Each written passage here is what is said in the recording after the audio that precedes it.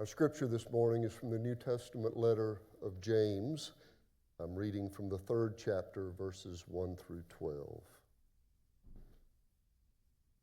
Not many of you should become teachers, my brothers and sisters, for you know that we who teach will be judged with greater strictness. For all of us make many mistakes. Anyone who makes no mistakes in speaking is perfect, able to keep his whole body in check with a bridle. If we put bits into the mouths of horses to make them obey us, we guide their whole bodies. Or look at ships. Though they are so large that it takes strong winds to drive them, yet they are guided by a very small rudder, wherever the will of the pilot directs. So also, the tongue is a small member, yet it boasts of great exploits. How great a forest is set ablaze by a small fire, and the tongue is a fire. The tongue is placed among our members as a world of iniquity. It stains the whole body, sets on fire the cycle of nature, and is itself set on fire by hell. For every species of beast and bird, of reptile and sea creature can be tamed, and has been tamed by the human species. But no one can tame the tongue, a restless evil, full of deadly poison. With it we bless the Lord and Father, and with it we curse those who are made in the likeness of God. From the same mouth come blessing and cursing. My brothers and sisters, this ought not to be so. Does a spring pour forth from the same opening both fresh and brackish water? Can a fig tree, my brothers and sisters, yield olives, or a grapevine figs? No more can salt water yield fresh. This is the word of God for the people of God.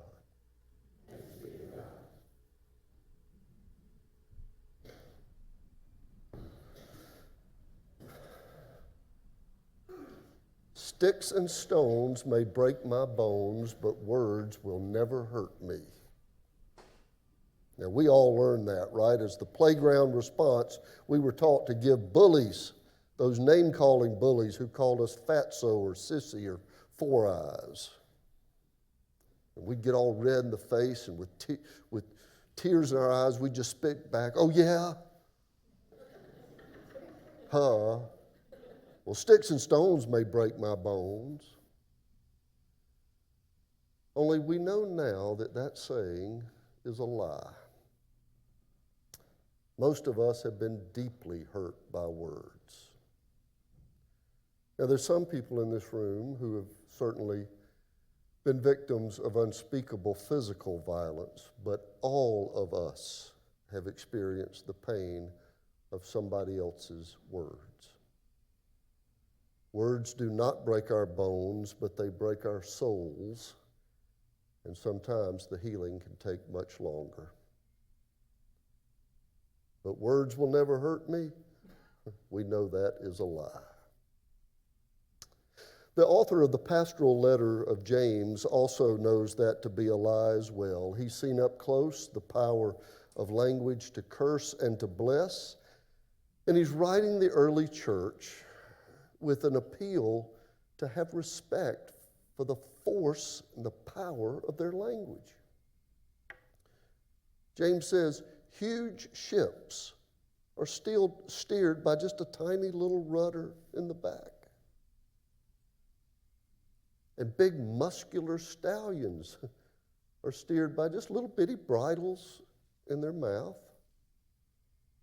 And forest fires, like we've been tracking for the last few weeks on the West Coast, James said they're started by just little bitty sparks.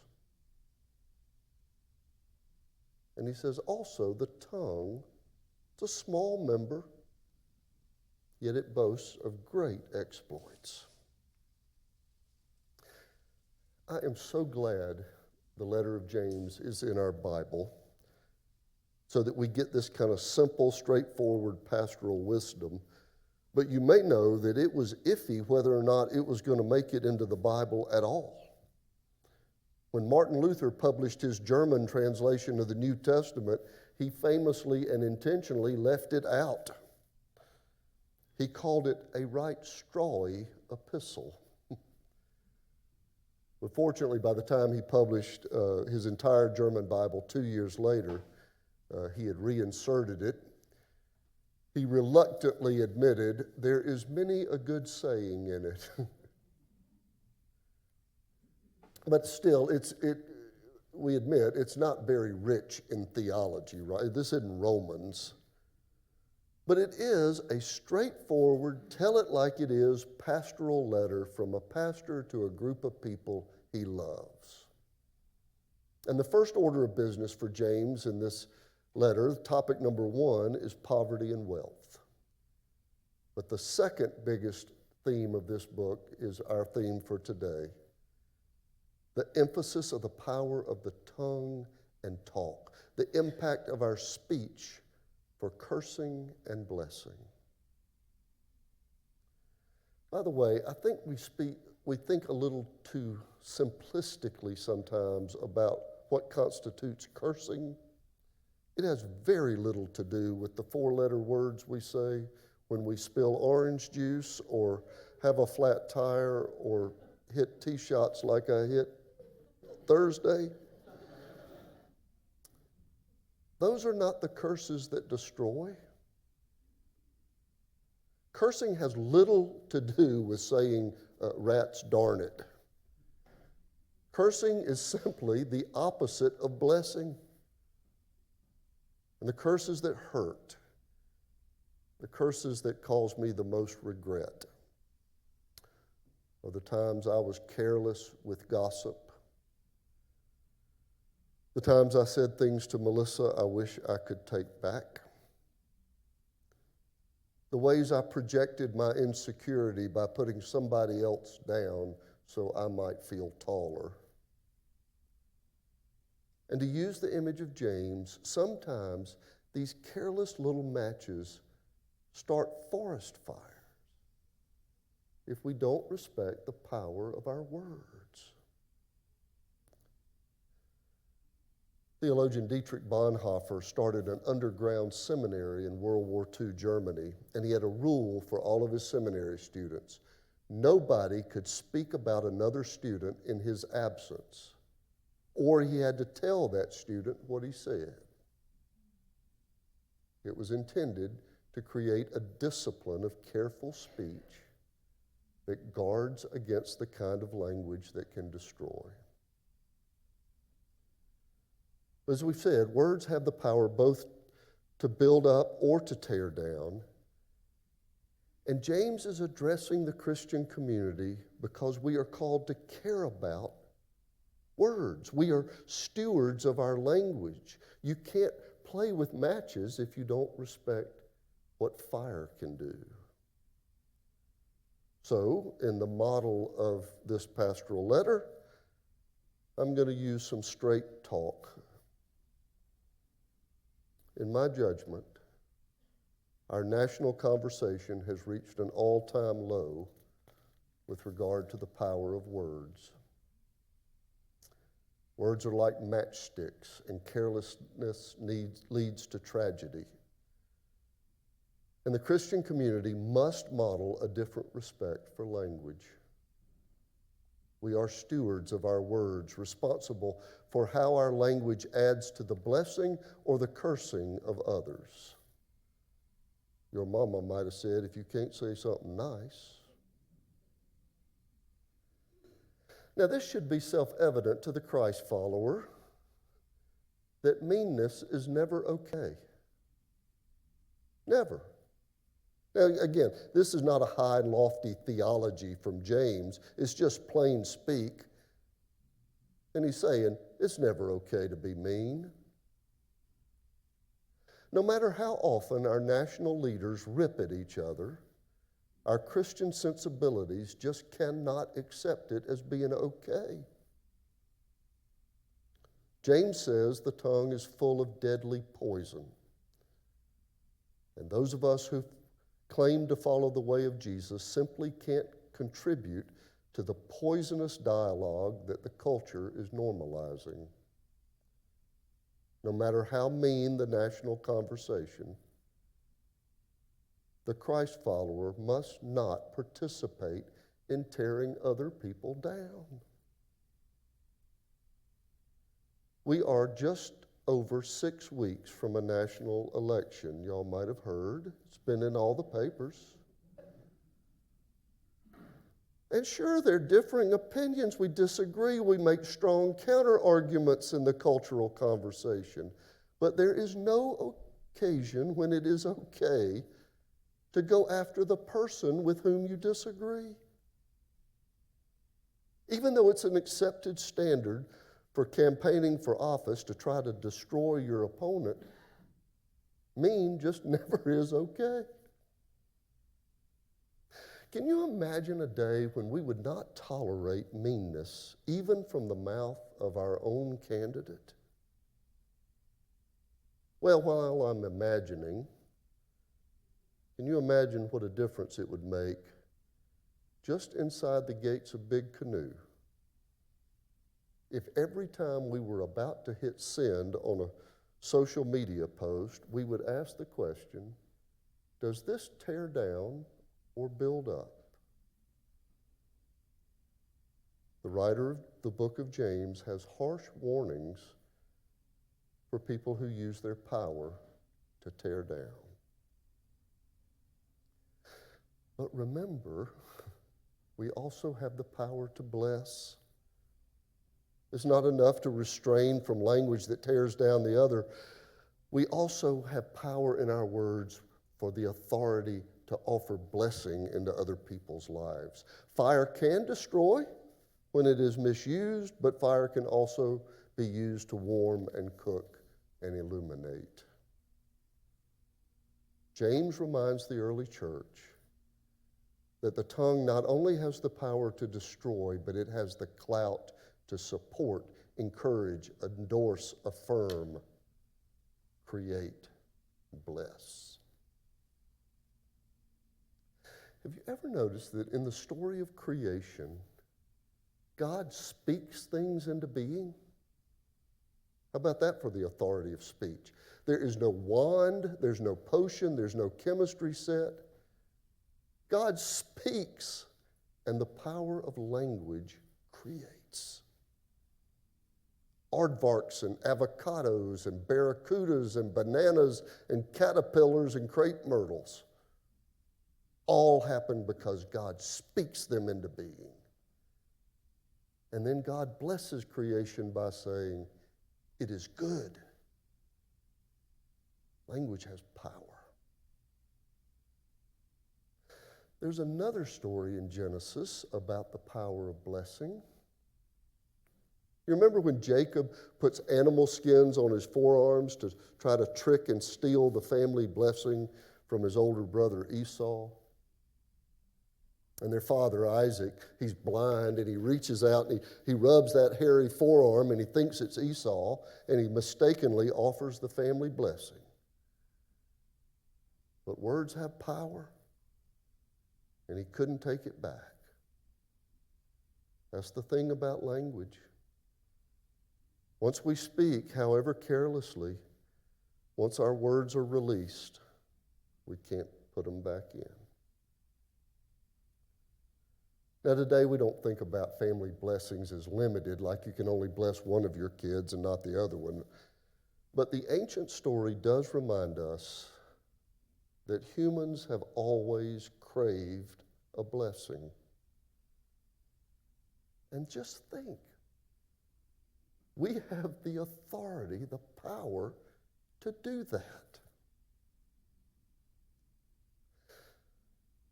Like Isaac, a good friend of mine, has 2 boys, 2 sons. The older of his boys is broad-shouldered, first-rate education, beautiful family, promising career. You know people like this. His car's always clean. His kids look like a Gap ad. And every obstacle of his was made of straw, and he just walked right through to victory. But My friend's younger son has had a harder road. His obstacles were made of stone and not straw. His successes not apparent. The things he was good at not celebrated by the culture, and life has been hard. But my buddy, like many of us, prays for his family every day. And he's got this one prayer when he's praying for his boys that he prays over and over when he thinks of them. He says, on behalf of the younger son, and may he know and believe that he also carries the family blessing. Any father who is praying that prayer every day is certainly also speaking blessing into the life of his son. And language has power. I am most aware of the power of my words when I conduct a wedding. And my favorite part, I just get tingly every time I get to this part of the wedding, is when I speak this line. In the presence of God and these witnesses, and upon my authority as a minister of the gospel of Christ, I now pronounce you husband and wife. And with that pronouncement, bam, they're married. Up until then, all the bridesmaids coming in and laughing at the flower girl and all that stuff, the ring bearers, the welcome, the opening prayer, all of that, they are still single. All the way through, they're single until I speak it. And the moment I say that, there has been a new family created into being and blessing because words have power. Unlike Martin Luther, I happen to love the book of James. I love all this straightforward, practical wisdom and all that. But I also love it because James can be a little bit of a sarcastic smart aleck, and that appeals to me for some reason. But don't you love this line? He says, "Can a fig tree, my brothers and sisters, yield olives?" In other words, the condition of our inner life is what produces the language we offer into the world. If our spirit is full of bile and comparison and insecurity and exclusion and prejudice, it's hard not to participate in cursing. We just get online, just Facebook like crazy, make fun of folks who didn't vote like us, who interpret things differently from us. We can ascribe motives to anybody who didn't disagree with me and just rip them to shreds, all in the name of Christian piety. Beyond that, if our inner life is full of comparison and us-them insecurities, then our tweets are going to feature new and creative ways to use our words to knock folks down a peg or two. We produce on the outside what is on the inside. Or as James says, fig trees don't produce olives. But through prayer, we can transform the inside and become agents of blessing. My friend, who I mentioned, is praying every day for his two boys and praying, may my son know and believe that he carries the family blessing. If he's praying that, it's changing something in him so that his relationship with his son becomes something more of a blessing. We don't quit Facebook. We can also send messages that celebrate the accomplishment of others, offer birthday wishes, congratulate promotions, offer gratitude. I have a high school friend. I think that's her number one ministry. She looks for ways to get on social media and bless other people. She celebrates every story, memories from grade school, every little success of somebody else that she can think to highlight. But the language we offer out there is always a reflection of what's going on in here. because fig trees don't produce olives. Wouldn't you love to be known as a person of blessing? Wouldn't that be worth aspiring to? Don't you want to be the one everybody competes to sit next to at lunch? Because they know they always feel better when they're with you. We've talked about the ways language has been used to hurt us, but we have also experienced the blessing of being around people who regularly speak grace into our lives. People who look for and point to that part of us that needs to be reminded that we're worthy. If we transform our language into language of blessing, it can transform the lives of other people. The paintings of William West are mostly hanging now in the great museums of the world, but when William West was a young boy, he decided to paint a picture of his sister. He got out the bottles of ink and he ended up just making a huge mess of the whole thing. When his mother got home, she said, "What a beautiful picture." And she kissed him. And later in life, he said, "That kiss made me a painter." Don't you want to use your power as a way to bless others in this community and beyond? Thanks be to God.